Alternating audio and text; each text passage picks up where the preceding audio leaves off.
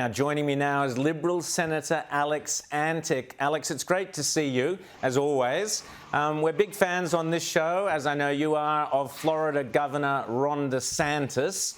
Well, he's a politician who's not afraid to actually speak up. He's taken a stand. So in America, you have this ghastly teaching that America is racist. It's called critical race theory, or CRT, and it's through all the schools. He's taken a stand against it and saying, no, enough of this. Just have a listen, Alex, to how he stood up to the kind of teachers and the woke brigade. We are required to teach slavery, the post-Reconstruction and segregation, civil rights. Those are core parts of American history that should be taught, but it should also be taught accurately. For example, the 1619 Project is a CRT version of history. It's supported by the New York Times. They want to teach our kids that the American Revolution was fought to protect slavery, and that's false. We know why the American Revolution was fought. They wrote pamphlets. We saw them dump tea into the Boston Harbor. Alex, we heard all sorts of nonsense during the Queen's funeral and so on. Genocide, all sorts of accusations against colonial Britain and early Australians. Why aren't Australian Conservative politicians standing up like that and saying you cannot teach fraudulent history?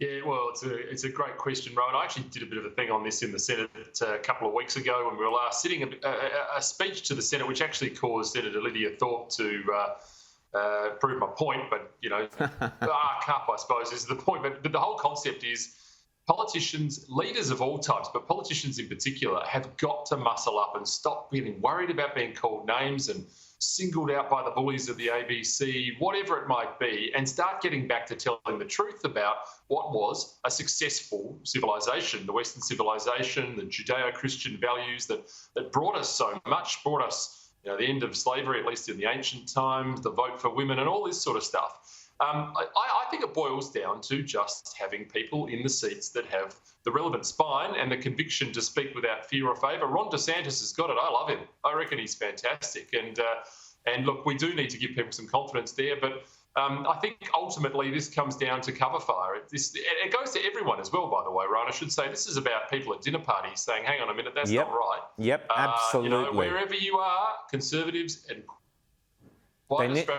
push back. Yeah. Absolutely. Need to speak up because it disturbs me. You have people like, you have books like Bruce Pascoe's books, which is taught in schools about Dark Emu. You had, I remember hearing on the drum, Alex, some character saying that pre-settlement Indigenous First Nations people had these benign, beautiful societies with matriarchal societies where it was all kumbaya, peace and love. I mean, this sort of stuff, kids are being taught and no one is saying, no, hang on, let's teach the reality.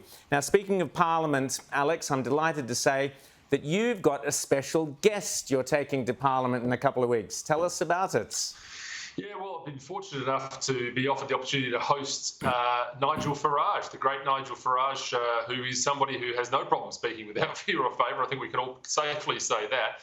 But he's been brought here by Turning Point Australia, he's just doing a speaking tour across the eastern states, and he's taking the opportunity to drop into Canberra to speak to some MPs and the media, and all of our friends in the fake news media are going to be there, front row centre, I'm sure, being very nice to Nigel, and I reckon he's going to deal with them very, very comfortably as well. So we look forward to a fair bit of that. It should be a fairly triggering event for the, fairly consistently left-wing building that we're in across the board. I don't think they're going to like it too much. But you know what, Rowan? Let them call us names. Who cares? I can't wait to see Nigel Farage in the Australian Parliament there. Listen, we've also had a couple of things.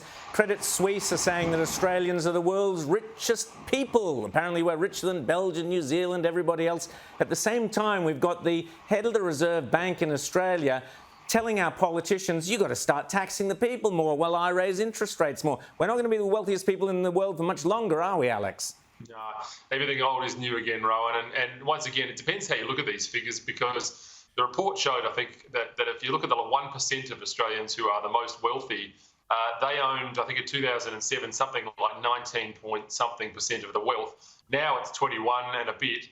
What we're actually seeing is the rich get richer and the poor get poorer. And that's been the experience across the Western world, of course. COVID has been a very convenient way of transferring wealth to the billionaire class and the global elites. That's what's happened. Jeff Bezos is he goes to bed every night, just takes out hundreds and sleeps on it. It's just, it's the same old, same old. So, look, I don't think you'd want to have that conversation with families that are genuinely struggling in the rest of Australia, who are having trouble with cost of living and inflation and all the things that affect normal people. But unfortunately, the effect of COVID has been to make the rich richer and the poor poorer. It's horses for courses, Rowan. Depends who you ask.